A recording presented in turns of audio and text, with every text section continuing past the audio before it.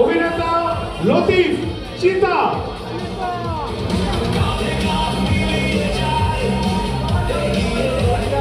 অভিনেত্রী শারমিন আক্তার, শাহিন কমেডি, শামীম খান চিকন আলী, সুশান্ত।